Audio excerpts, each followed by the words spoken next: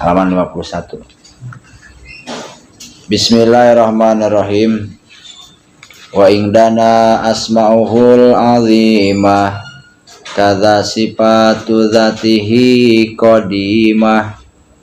Wa indana, dan menurut kami ulama Ahlus Sunnah wal Jamaah, dan menurut kami di sini ulama Ahlus Sunnah wal Jamaah, asma'uhu,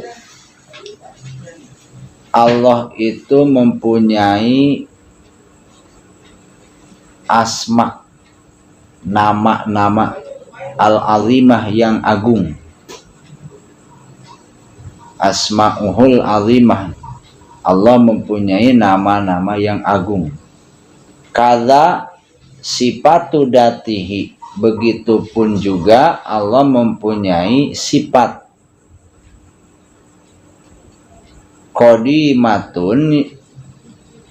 Qadimatun yang sifatnya qadim.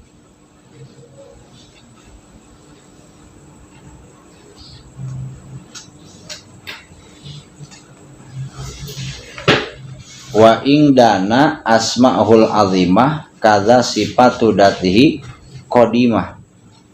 Kita tahu bahwasannya Allah itu mempunyai asma berjumlah, kalau yang tertera di dalam Al-Quran ada berapa? 99 yang sering kita sebut dengan nama Asmaul Husna. Nah, Asmaul Husna ini atau asma-asma Allah serta sifat-sifat Allah yang sudah kita jelaskan sebelumnya itu bersifat agung dan bersifat qadim. Apa arti dari qadim? Qadim itu artinya la awala, tidak ada akhirnya dan tidak akan ada akhirnya. Tidak ada awalnya dan tidak akan ada akhirnya. Kalau bahasa Sundanya heubul. Jadi karena ini adalah asma Allah dan sifat Allah, maka kedudukannya, sifatnya mengikuti dat Allah. Dat Allah kan qadim. Dat Allah itu qadim. Qadim itu artinya ada, tidak diawali dengan ketiadaan. Jadi tidak ada awalnya. Kalau kita makhluk manusia ada tapi diawali dengan ketiadaan. Sebelum kita lahir kita tidak ada. Kemudian lahir jadilah ada. Dan pasti corak berpikir kita sebagai manusia melihat segala sesuatu dengan cara pandang kita sebagai manusia. Artinya ya kalau kita melihat sesuatu berarti ini ada awalnya, ada akhirnya. Bagi Allah qadim. Allah itu ada qadim. Artinya tidak ada awalnya, dari dulu Allah ada. Dan tidak akan ada akhirnya. Begitupun sifat-sifat Allah yang 20 yang sudah kita jelaskan, termasuk Asmaul Husna, nama-nama Allah pun itu adalah qadim. Tapi dengan catatan bukan kalimatnya. Kalau kalimatnya misalnya Ar-Rahman, kemudian ditulis Ar-Rahman, secara tulisan dan secara penyebutan itu tidak qadim. Kalau sudah berbentuk tulisan, misalnya di kertas Ar-Rahman, itu Ar-Rahman, tulisan Ar-Rahman qadim apa hadis? Hadis baru, karena memang sebelumnya tidak tertulis kemudian ditulis jadi ada kan gitu. Yang qadimnya ini adalah secara hakikat asma Allah dan sifat Allah itu mengikuti sifatnya Allah. Sifatnya Allah qadim, tidak ada awalnya. Maka sifat Allah yang 20, Asmaul Husna yang 99 itu pun jadi qadim. Karena nempelnya di zat Allah, tidak bisa terpisahkan. Kenapa ini dijelaskan oleh para ulama Ahlussunnah wal Jamaah? Karena ada golongan di luar Ahlussunnah wal Jamaah, diantaranya Mu'tazilah, yang mengatakan bahwasannya sifat Allah itu baru, bahwasannya nama-nama Allah itu baru. Baru itu ada awalnya. Dulu Allah tidak mempunyai sifat wujud, kesini jadi ada sifat wujud menurut Mu'tazilah seperti itu. Dulu Allah tidak mempunyai nama Ar-Rahman, Ar-Rahim. Kesininya Allah jadi punya nama Ar-Rahman, Ar-Rahim menurut siapa? Mu'tazilah. Dan Mu'tazilah ini disepakati bagian dari 72 golongan yang akan celaka, yang akan masuk neraka. Satat tariku ummati, kata Rasulullah di dalam hadisnya, umatku di akhir zaman akan terpecah menjadi 73 golongan. Yang 72 golongan masuk neraka, yang satu golongan masuk surga. Siapa yang satu golongan ini? Ahlus sunnah wal jamaah. Yang 72 golongan diantaranya siapa saja? Mu'tazilah, Qadariyah, Jabariyah, Murji'ah, dan lain sebagainya, banyak. Secara pokoknya memang secara induk golongan ini tidak banyak, tapi dari satu induk ada cabangnya, ke bawahnya itu semakin banyak. Maka di dalam kitab ini para ulama Ahlus Sunnah wal Jamaah mencoba memberikan informasi untuk mengcounter pemahaman Mu'tazilah kepada masyarakat, kepada umat, bahwasanya menurut Ahlus Sunnah wal Jamaah Allah itu mempunyai sifat dan mempunyai asma yang sifatnya itu qadim, ada dari dulunya, tidak diawali dengan ketiadaan. Wahtira inna asma'unya wahtira anna asma'ahu tauqifuhu kadza sifatu pahpad as-sam'iyah. Wahtira, dan dipilih, anna asma'ahu, sesungguhnya asma Allah itu tauqifiyatun, bersifat tauqifiyah, kadza sifatu, begitupun sifat-sifatnya. Pahpad as-sam'iyah, pahpad maka jagalah oleh kalian, as-sam'iyah terhadap sam'iyah.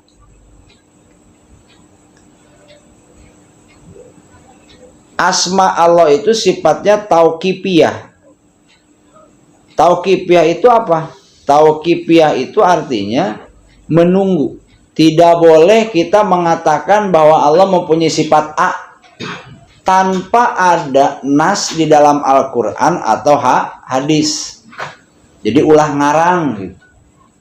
Jangan ngarang sendiri Allah itu maha ini, maha itu, tanpa didasari dengan dalil Al-Quran.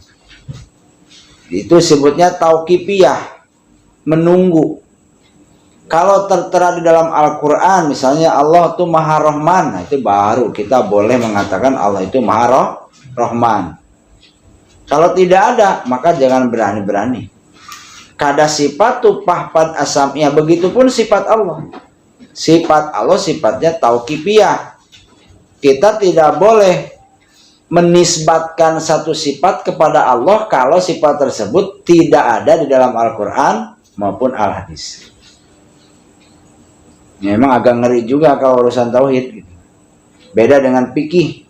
Kalau fikih karena sifatnya al-fahmu, pemikiran, maka ruang ijtihad itu terbuka lebar. Kenapa ada 4 madhab? Karena kalau di fikih sifatnya kan don dan nafsul amri. Don itu artinya apa? Dugaan, dan nafsul amri kenyataan. Misalnya begini di dalam ayat Al-Quran tentang wudu.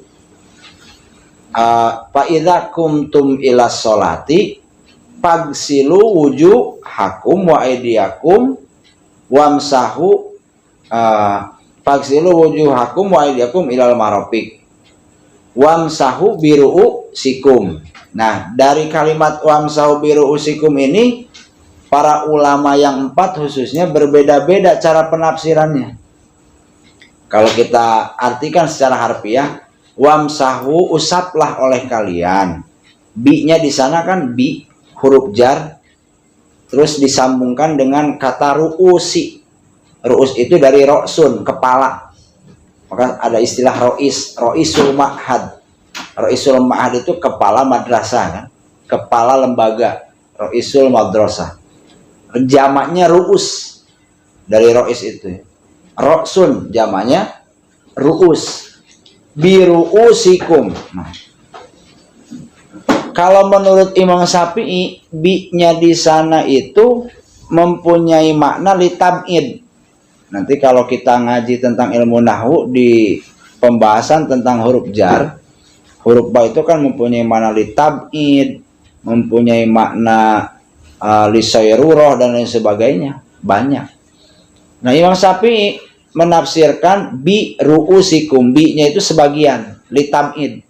Sehingga menghasilkan pemahaman ketika kita wudhu mengusap kepala itu cukup sebagiannya saja, karena ditafsirkan bi ru'u, bi-nya diartikan sebagian.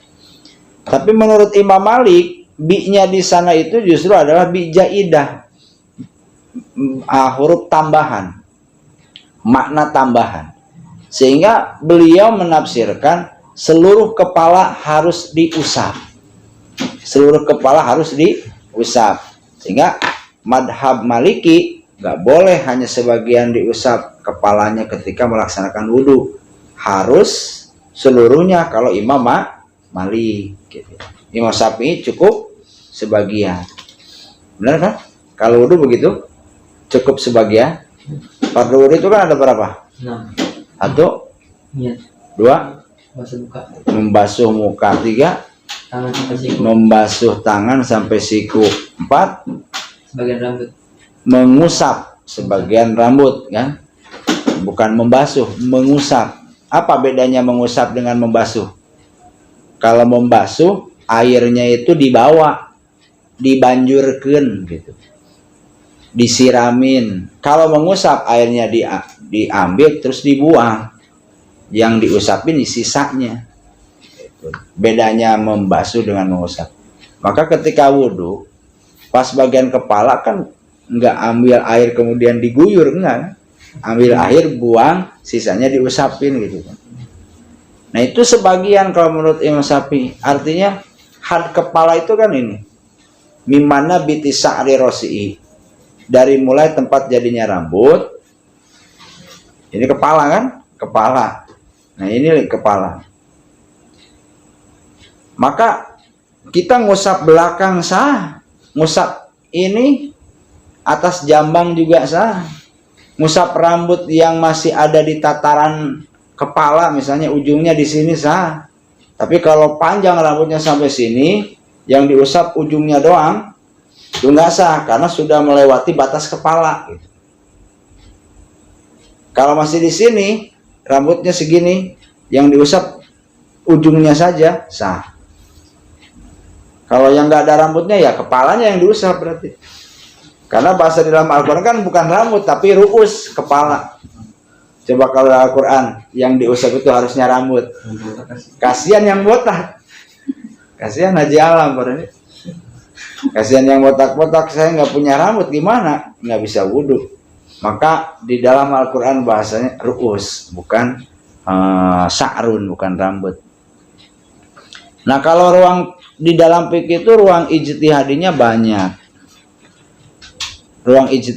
banyak, sehingga akan menimbulkan pemahaman yang berbeda-beda, dan itu wajar selagi tidak bertentangan dengan dalil asal gitu kan. Selagi tidak bertentangan dengan dalil asal. Perpaduan fikih dengan tauhid itu ya harus selaras gitu kan, harus selaras. Kalau kata Gus Bah bilang makan orang menghina kita, kalau dibawa ke tataran tasawuf tauhid, apa yang harus kita lakukan? Udah biarin baik, berarti Allah sedang memberikan ladang pahala buat kita. Kalau orang menghina kita, ngehujat kita, membicarakan kejelekan kita, menurut tauhid dan tasawuf udah biarin baik. Itu artinya Allah sedang memberikan ladang pahala kepada kita lewat dijelek-jelekin sama orang dan dibicarakan kejelekan kita sama orang. Tapi kalau dalam tataran fikih, ketika orang menjelek-jelekan kita, menghina kita, itu harus dilawan untuk menghentikan kemaksiatan mereka. Itu fikih. Sehingga lebih banyak peminatnya ke ilmu fikih daripada ke ilmu tauhid dan tasawuf. Karena kalau fikih itu ya sesuai nalurinya dengan sifat manusia asli. Ya kalau manusia asli kan di dalam Al-Quran memang suka menumpahkan darah, artinya resep pasea gitu. Suka bertengkar gitu. Kalau para ini misalnya dihina, nalurinya ya ingin balik menghina gitu. Kalau para ini didolim, nalurinya ingin balik ngedolim. Itu dalam fikih dianjurkan, malah istilahnya dilegalkan, dibolehkan. Tujuannya tapi untuk apa? Menghentikan kemungkaran orang lain yang berbuat kezaliman. Terus harus bagaimana sikap kita? Diselaraskan. Artinya ketika mereka membuat kezaliman, kita lawan kezalimannya. Tapi di sini di dalam hati kita, karena mengamalkan tasawuf dan tauhid, ketika kita amar ma'ruf didasari dengan keikhlasan, bukan didasari dengan emosi, bukan didasari dengan kebencian.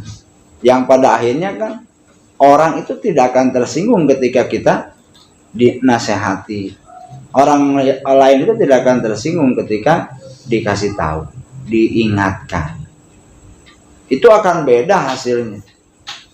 Kalau api, orang lain yang sedang marah dikatakan atau diibaratkan seperti api, dilawan oleh kita dengan emosi, berarti api lawan api, yang ada malah kebakaran. Tapi kalau kitanya air, dia api, kan jadinya adem. Walaupun bahasanya tetap memberikan peringatan, menasehati. Ya coba aja Mas Dandung kalau dalam keadaan emosi, ketika ingin memberikan edukasi, ingin amar ma'ruf nahi mungkar, kan bahasanya pasti nggak karu-karuan, karena didorong dengan kebencian, akhirnya bahasanya kasar, serampangan dan sebagainya lah. Beda dengan orang yang memang nggak emosi, santai kan bawaannya, bisa ngatur bahasa, bisa ngatur strategi gimana caranya supaya bahasa kita kena ke orang lain. Perpaduannya di sana. Maka kalau kita pikir saja, ya nggak bakalan ketemu. Pikir saja, akhirnya ketika amar ma'ruf nahi mungkar agak kasar-kasar gitu kan. Rasulullah ketika melihat kemungkaran apakah keras-keras? Keras, tapi ya kerasnya Rasulullah itu nggak pakai emosi, maksudnya bukan keras, tegas lah gitu ya. Tegas, nggak pakai emosi. Karena tadi didasari dengan keikhlasan. Kalau dalam bahasa kita mah didasari dengan ketauhidan dan tasawuf. Ruang lingkup fikih karena memang membuka ruang ijtihad, maka harus selaras dengan ilmu tauhid dan ilmu tasawuf. Kembali lagi, jadi sifat dan asma Allah itu sifatnya tauqifiyah. Tidak boleh kita menisbatkan satu sifat atau satu asma Allah kepada Allah kalau tidak tertera di dalam Al-Quran. Fahfad as-sam'i. Wa kullu nasin awhamma at-tasbihat awilhu awpawid warum tanzihan.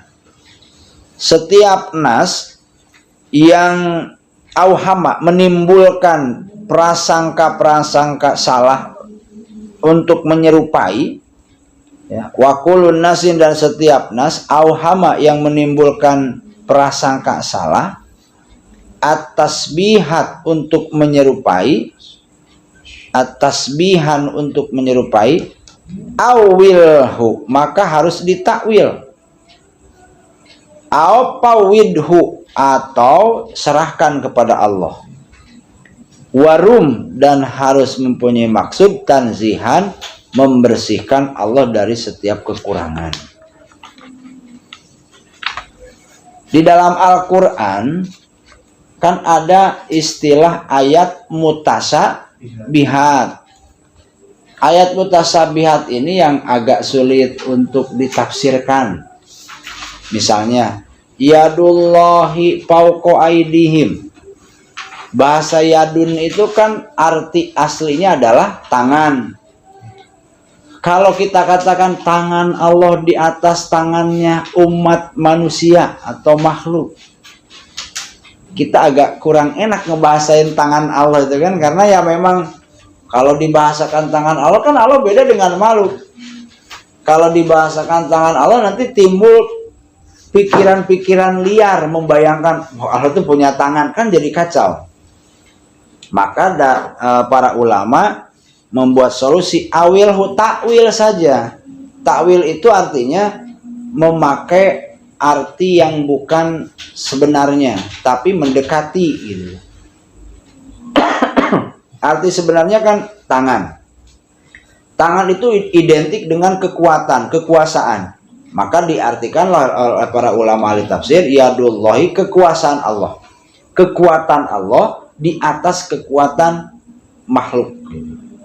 Itu agak masuk kalau ke sana. Artinya aman, tidak akan menimbulkan prasangka-prasangka salah. Ada juga kalimat Allahu alal arsis tawa. Allah itu duduk bersemayam di atas aras, arti aslinya. Tapi kalau kita artikan sedemikian rupa, takutnya orang awam membayangkan Allah itu duduk kayak begini, duduk di atas singgasana, kan bahaya. Maka oleh para ulama Ahlussunnah wal Jamaah ayat tersebut ditafsirkan Allah menguasai aras. Allahu alal arsis tawa, Allah menguasai aras. Sebagian golongan yang lagi ngetren nggak boleh nakwil Quran. Kalau memang ayatnya mengatakan seperti itu, ya katakan seperti itu. Ada sebagian golongan yang mengatakan itu. Misalnya yadullahi fawqa aydihim, ya sudah katakan tangan Allah. Cuman tangannya Allah beda dengan tangannya kita. Kan bingung kita ya. Satu sisi nggak boleh nakwil oleh mereka, tapi mereka pun nakwil.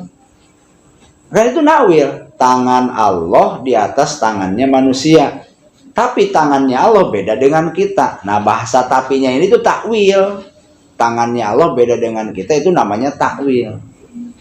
Ya sebenarnya mereka itu tidak mau mengakui bahwasanya mereka itu menakwil. Karena mereka nggak berani juga bahwa mengatakan bahwa Allah itu punya tangan. Tapi yang agak parah yang tadi Allah al-arsis tawa, saya pernah mendengar bahwa mereka mengatakan ya Allah punya kaki, punya apa ini, paha, punya mohon maaf pantat gitu. Emang duduk kayak gini, duduk gitu kan. Cuman ya duduknya Allah beda dengan kita gitu kan. Akhirnya kan jadi liar coba kalau orang awam mendengarkan itu. Pemikirannya liar gitu. Jadi punya asumsi-asumsi yang nantinya malah membayangkan Allah seperti apa, kan bahaya. Makanya ada istilah kalau seandainya pikiran kita sudah lihat tentang urusan ketuhanan, berhenti sampai sana. Berhenti sampai sana artinya ngaso gitu. Artinya ngaso dulu, berhenti dulu, istirahat dulu supaya pemikiran-pemikiran kita tentang Allah jadi nggak liar. Cuman zaman sekarang kadang-kadang diartikannya begini, kalau pemikiran kita sudah liar, maka berhenti. Berhentinya berhenti selamanya, jadi nggak ngaji-ngaji lagi gitu. Ngaji tauhidnya enggak, takut katanya takut tersesat, takut salah gitu. Padahal ngasok ulama anjuran di sana itu bukan berhenti selamanya, tapi berhenti untuk sementara. Awilhu apawidu, kalau tidak bisa nakwil udah jangan ditafsirkan, serahkan kepada Allah tentang makna yang sebenarnya. Tujuannya kita untuk membersihkan Allah dari setiap kekurangan. Oleh karena itu ulama menganjurkan kita setiap pada salat kan membaca subhanallah, subhanallah, subhanallah. Itu tujuan akhirnya adalah membersihkan Allah dari segala kekurangan. Karena kita tidak paham tentang ini dan itu. Wanazih, dan harus membersihkan Al-Qur'an kepada Al-Qur'an ay kalamahu, tegasnya kalamnya Allah, anil hudusi, dari sifat baru. Wahdar, dan takutlah kalian, intiqamahu dari berbeda dengan intiqamahu. Wahdar, dan harus takut kalian, intiqamahu, dari membedakan. Fakul nasinil hudusi dalah, maka setiap nas yang mengatakan baru itu semuanya ada dalilnya. Tentang Al-Quran, para ulama Ahlussunnah wal Jamaah, khususnya di dalam kitab ini, mengajarkan kepada kita bahwa Al-Quran itu, kalamullah itu sifatnya qadim. Qadim itu tadi tidak ada awalnya dan tidak akan ada akhirnya. Jangan dikatakan hadis, jangan dikatakan baru, karena kalamullah itu sifat Allah. Kalau mashabnya, tulisannya itu hadis baru, karena memang dulunya tidak ada, kemudian jadi ada. Secara lafaz iya hadis, tapi secara maknawi kalamullah Al-Quran itu jangan dikatakan hadis, dan memang bukan hadis tapi qadim. Nah, terus untuk keamanan ya kita katakan qadim saja. Al-Quran qadim apa hadis? Qadim. Jangan dibahasakan hadis tulisannya, qadim maknanya, enggak. Langsung saja Al-Quran qadim, untuk menjaga pemahaman-pemahaman yang salah dari orang-orang awam. Ini kan dulu sempat ramai di zaman para tabi'in. Imam Ahmad di penjara kan, ada sebagian yang dibunuh. Imam Syafi'i selamat, sama muridnya Imam Hanafi selamat karena memakai ilmu mantek. Pada saat itu seorang raja, seorang khalifah yang mempunyai pemahaman bahwasanya Al-Quran itu adalah hadis, maka setiap ulama yang ada di daerah tersebut dipanggil dan dipaksa untuk mengatakan bahwa Al-Quran itu adalah hadis. Yang bersikuku tidak mau mengatakan seperti Imam Ahmad, Al-Quran hadis apa qadim? Hadis tetap. Qadim, mengatakan qadim.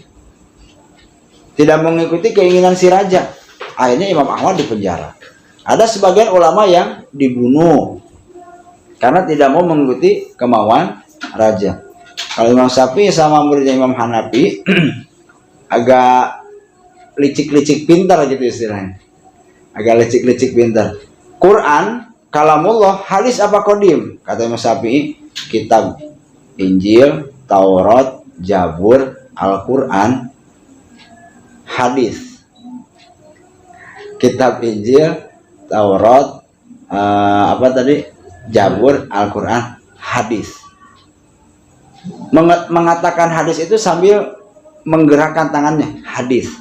Jadi bukan Al-Quran yang hadisnya, tapi ini jarinya yang hadis. Kalau ini kan memang hadis baru. Nah, karena beliau mengatakan bahwa itu adalah hadis, akhirnya selamat. Makanya di Indonesia kebanyakan bermadhab Imam Syafi'i, karena Imam Syafi'i itu kalau bikin hukum lebih rasional dan lebih di tengah-tengah.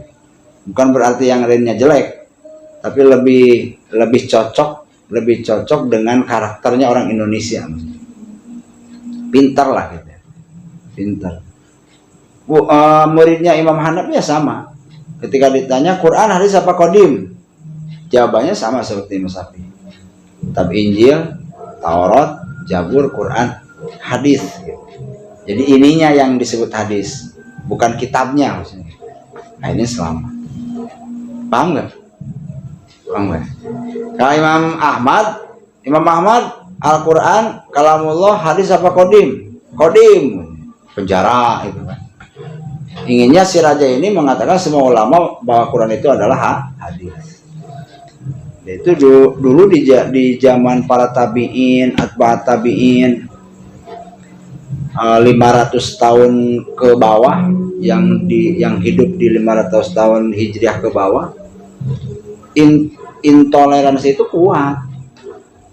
Termasuk kan di Mekah ketika dikuasai gitu, pada saat itu. Kalau tidak mau bermadhab ke madhab A, diusir, ada yang dibunuh, berarti intoleransi.